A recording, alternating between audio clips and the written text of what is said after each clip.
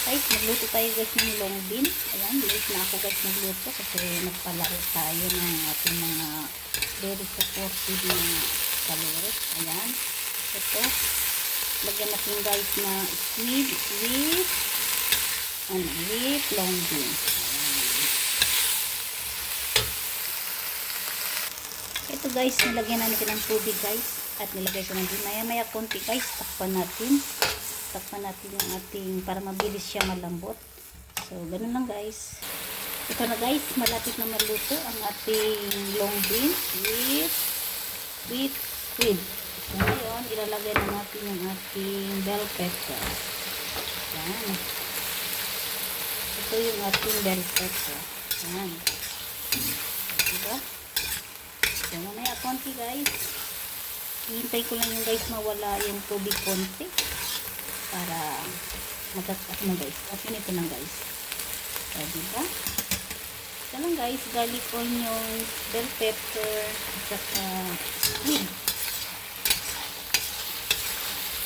So, mamaya konti. So, ganito lang guys.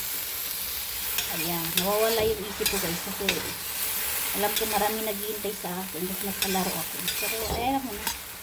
Alam mo naman nila eh. So, stay put lang muna kayo guys. At ako ay matatapos na at mag-umpisa tayo ulit. Magpapalipad. So, meron na ako dalawa. Nagpalipad kanina kay Sis Potlot at kay Kailin. Yan. Sila guys na muna kayo. So, ganito lang guys. Mamaya-maya konti. Tikman natin muna. Ayan. Malapit na guys. 5 minutes to go. Kakargahin na natin. Yan, lalagay na natin sa plato. Ayan. Sobrang init. Na-adjust ko yung apoy guys kasi ano yung sa cellphone ko. So, ganito na guys. Nakita nyo naman. Ayan, konting cheese na lang at tayo kargahin na natin ito yung ating ulam na long bean with squid. Ayan, maraming salamat guys sa supportan nyo sa akin kanina sa aking live. Andito pa rin tayo nagkakaisa, nagtutulungan. Maraming salamat guys. Wala na ako masabi sa inyo guys, kundi maraming salamat. Ito na guys, na-transfer ko na guys yung aking long bean na may kasamang squid.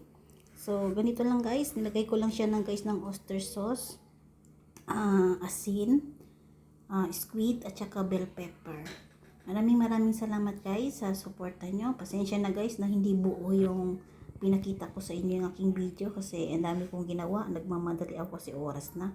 Pero alam niyo naman kung paano magluto ng ganito. Gisahin niyo lang yung garlic onion at syempre isalin niyo na po ang inyong squid.